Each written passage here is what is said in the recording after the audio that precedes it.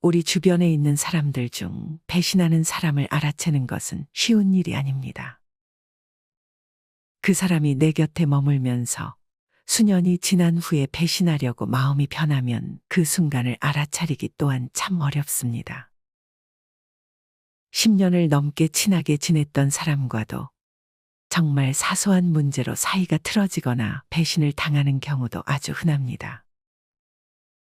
특히나 내 모든 비밀들과 사생활들을 다 털어놓은 상대가 배신을 한다면 그 비밀들이 지켜지지 않을 가능성이 높습니다. 사람과 사람의 관계는 언제 어떻게 변할지 모릅니다. 그렇기 때문에 지금은 너무 믿고 의지하는 사이라도 내 사생활을 전부 말하는 것은 위험합니다. 하지만 우리는 친한 사람의 성격을 객관적으로 보지 못하는 경우가 있습니다. 그렇기에 그냥 믿고 내 이야기를 털어놓는 것이죠. 이것이 문제가 되는 것입니다. 그렇다면 어떻게 친한 지인이 나를 배신하고 뒤통수 칠 사람인지를 구별할 수 있을까요? 정약용 선생님은 이와 관련하여 이렇게 말했습니다. 만일 모든 것을 드러내려 한다면 결점이 없더라도 누구든지 그 결점을 발견할 수 있을 것이며 반대로 결점을 숨기려 한다면 결점이 없더라도 숨길 수 없을 것이다. 그러나 그 결점이 누구의 시선에서도 보이지 않는다면 그 순간에는 결점이 없는 것과 같다. 진정한 친구란 나 자신을 알아주는 사람과 함께하며 내가 진짜로 소중하게 생각하는 가치를 함께 나눌 수 있는 존재이다. 좋은 친구를 만나기 위해서는 먼저 나 자신이 좋은 친구가 되어야 한다. 친구 사이에서는 서로 간곡하게 선을 권하고 형제 사이에서는 항상 화목해야 한다. 진심으로 서로를 격려하고 함께 노력하며 서로 이해하고 즐겁게 지내면서 서로의 성장을 돕는 것이 중요하다. 친구의 장점만을 보고 무조건 칭찬하는 것이 아니라 부족한 점도 지적하며 성실한 조언을 해줘야 한다. 친구란 서로를 위해 뒷받침을 해주는 존재이며 고난이 올 때 서로에게 힘이 되어줘야 한다. 서로를 의지하면서 서로에게 격려를 주며 가능한 것을 이루어가며 나 자신을 알아주는 사람과 함께 세상을 나아가는 것이다. 저는 여기서 진정한 친구란 나 자신을 알아주는 사람이며 진심으로 대하는 마음이 느껴지는 지가 진정한 친구를 결정하는 데 중요한 부분이 아닐까 생각합니다.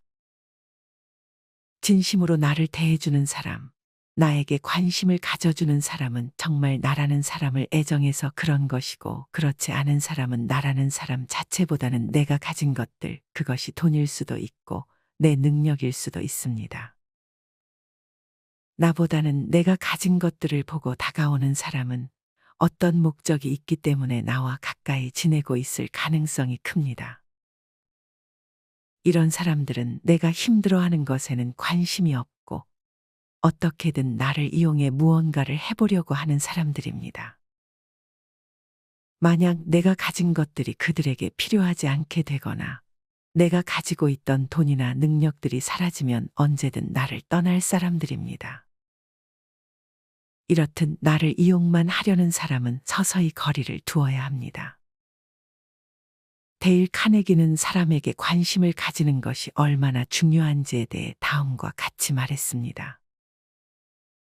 다른 사람들에게 관심이 없는 사람은 인생을 사는데 굉장히 어려움을 겪게 되고 다른 사람에게도 해를 끼치게 된다.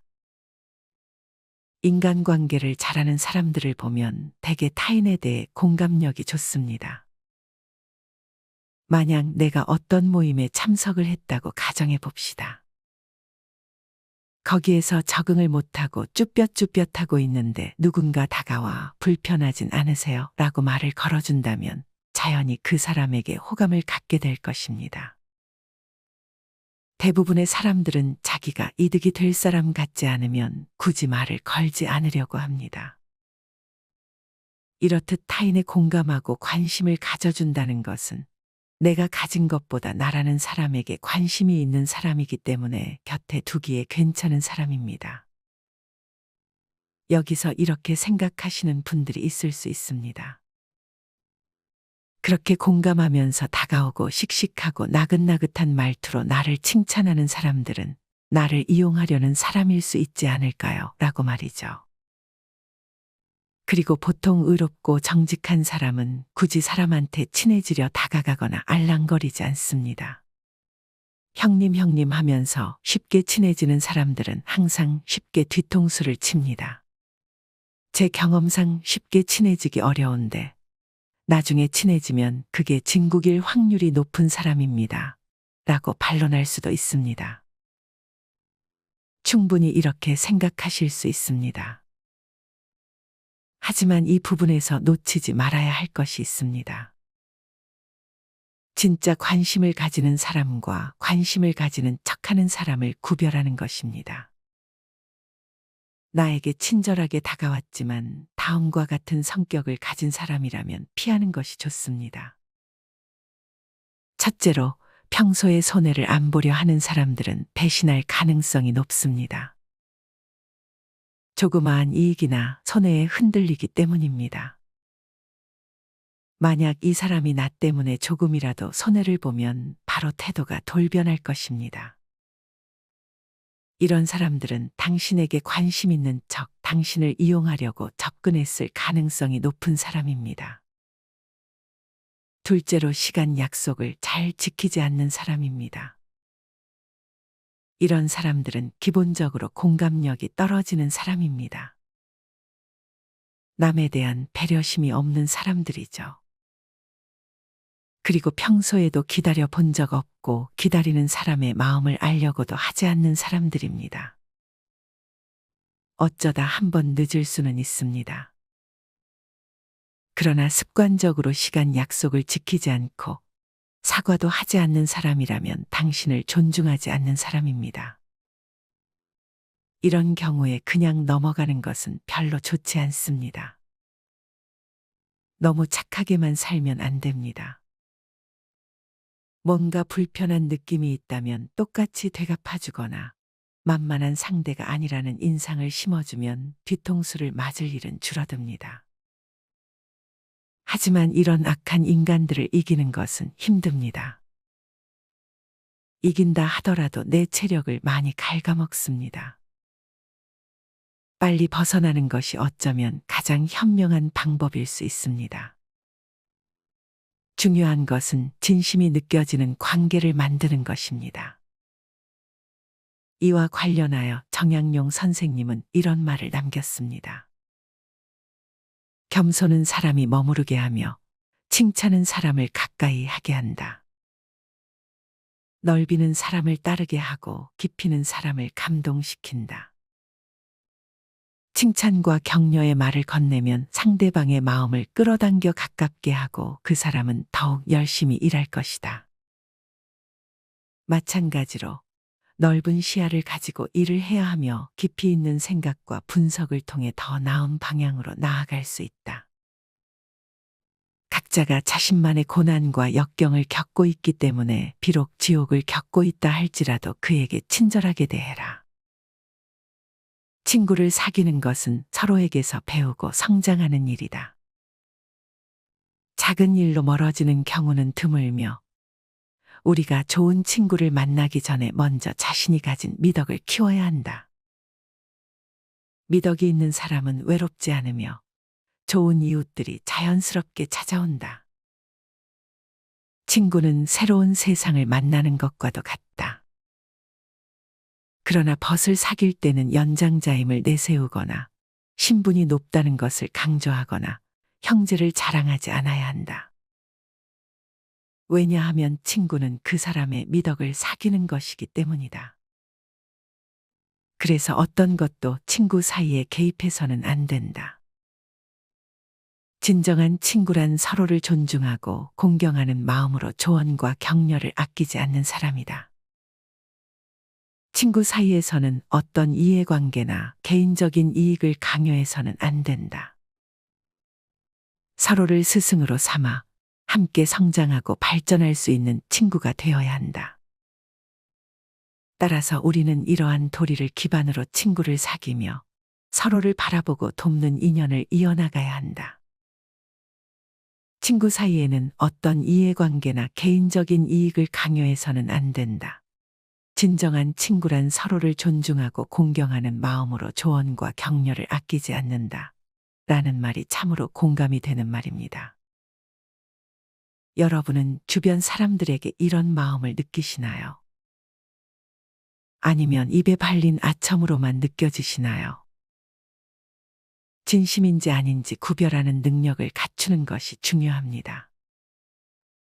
그래서 만약에 내가 잘못된 행동으로 나간다면 쓴소리를 해줄 수 있는 친구가 좋은 친구입니다.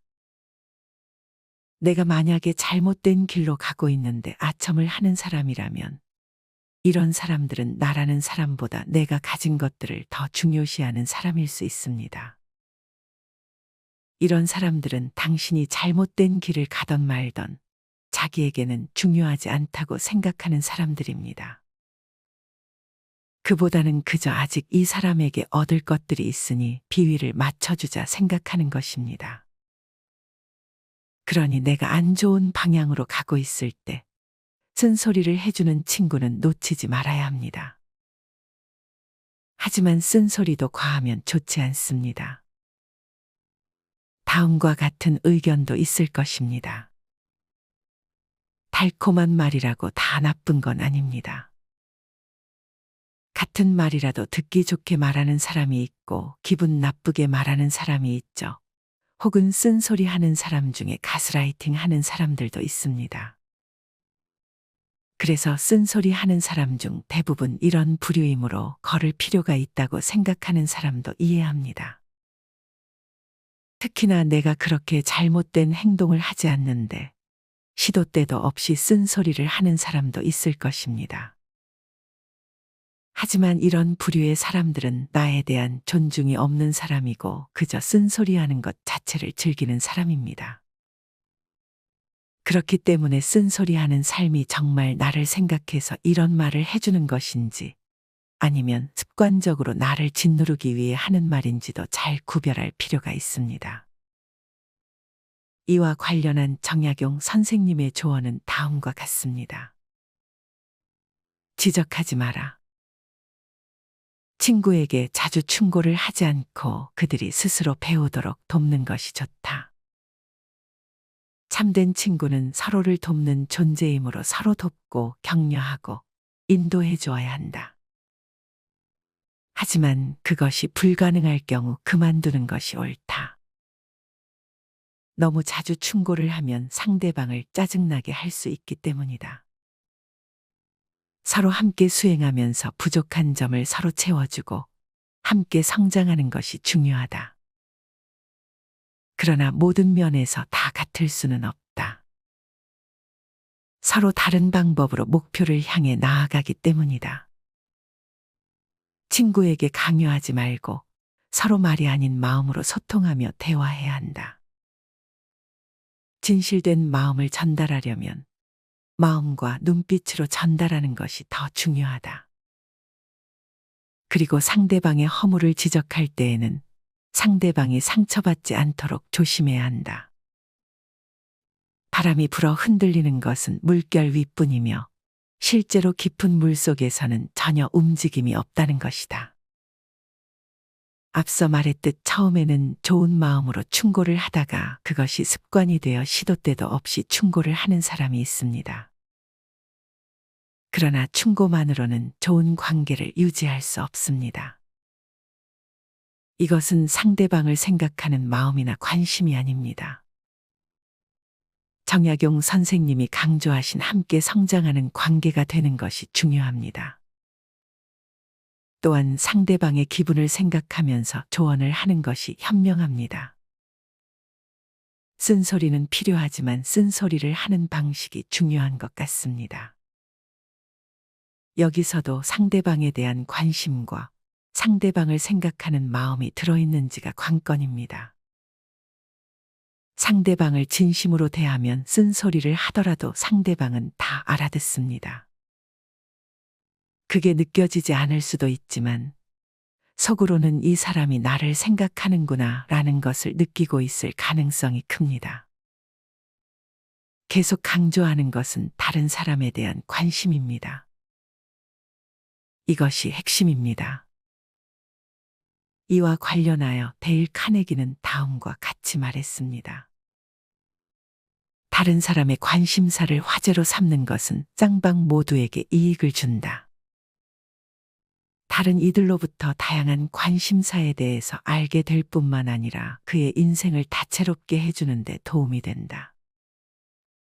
상대에게 목적을 가진 관심이 아닌 순수한 관심을 가지는 것이 중요합니다. 예를 들어, 이 사람은 패션에 관심이 많은 사람인 것 같네. 그럼 어디서 옷을 주로 사는지 물어볼까? 라는 식으로 말입니다. 이렇듯 그 사람의 특징을 살펴보고 궁금한 것들을 아무 의도 없이 물어보면서 다가가는 것이 중요합니다.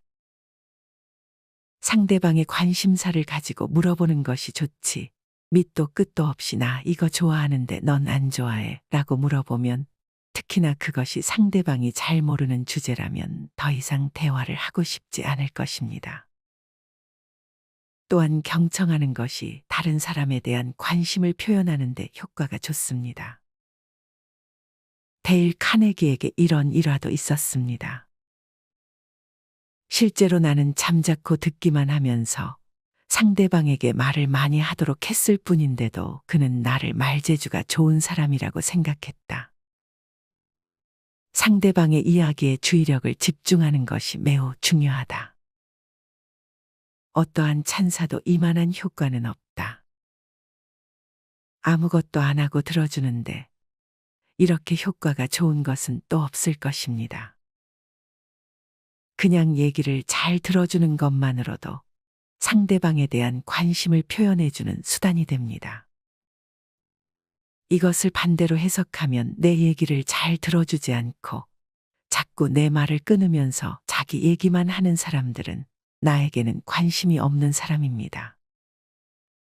내가 무언가 말하는 것을 어려워하는 사람이라면 그 사람의 얘기를 잘 들어주는 것만으로도 그 사람에게 좋은 인상을 심어줄 수 있습니다. 이렇게 나에게 관심을 가지느냐 안 가지느냐를 토대로 앞으로 배신할 사람인지를 판단하는 것은 아주 큰 도움이 됩니다. 하지만 여기서 중요한 점이 있습니다. 이 사람이 나를 배신한 것인지 아니면 이 사람 자체가 그냥 변한 것인지를 아는 것입니다. 쉽게 말해 사람이 변하는 것과 배신하는 것은 구별해야 한다는 것입니다. 각자 살기 위해 변하는 것을 배신이라고 비난해서는 안 됩니다. 이런 상황일 경우 대범하게 떠나보내고 탓하지 말아야 합니다. 또한 나를 점검해 볼 필요가 있습니다. 상대방이 변하고 성장해서 더 이상 나와 같은 사람은 만나고 싶어 하지 않을 수도 있습니다. 현실적으로 자주 일어나는 경우입니다. 이런 경우에는 내 행동을 돌아볼 필요도 있습니다. 무조건 나를 떠나는 사람들을 비난하기 전에 내 행동에 문제가 있진 않았는지 돌아보는 것만으로 성장할 수 있습니다. 그렇게 떠나버린 상대를 굳이 붙잡을 필요는 없습니다. 떠난 상대를 이해하고 내가 더 성장하는 계기로 삼는 것이 가장 좋은 방향입니다. 사람의 생각은 변하기 마련입니다. 보통 확 변하는 경우는 없습니다. 점점 변화하려는 마음이 내재되어 있다가 어느 날 문득 깨닫는 것이지요. 사람의 성격은 잘 변하지 않을 지언정 생각이 변하는 것은 어찌 보면 당연한 현상입니다. 여러분에게 좋은 마음을 가지고 진심으로 대하다가 어느 날 문득 당신이라는 사람과 멀어져야겠다고 생각할 수 있는 것이지요. 이런 사람들은 서서히 변한 것인데 그것을 당하는 사람들에게는 뭐야 이 사람 갑자기 변했네 하고 생각이 들 수 있는 것입니다. 사람이 변해서 떠나는 것은 이해해 주어야 합니다. 특히나 연인 사이에서 이런 경우가 많습니다. 이 사람 변했어 라는 말을 듣거나 말해본 경험이 있을 것입니다. 그렇게 상대방을 원망하는 경우가 참으로 많습니다. 다시 한번 강조하지만 사람의 생각은 언제든 변할 수 있습니다. 그것은 한순간에 이루어지는 것이 아닙니다. 내가 느끼기에 갑작스럽게 느껴질 뿐, 이 사람은 예전부터 그런 생각을 하고 있었을 가능성이 큽니다. 여기서 중요한 점은 변했다고 그 사람을 원망하는 것이 아니라 이 사람이 변했다라는 사실을 인정하고 내 행동에 문제가 있진 않았는가, 이 사람은 성장했는데 나는 그대로이진 않았는가 하며 자신의 행동을 돌아볼 수 있어야 합니다. 뭐든 단편적으로만 생각하면 힘들어질 수 있습니다. 원망보다는 이해와 나 자신을 들여다보는 시간을 가져보는 것은 어떨까요? 이상으로 오늘의 영상을 마치겠습니다.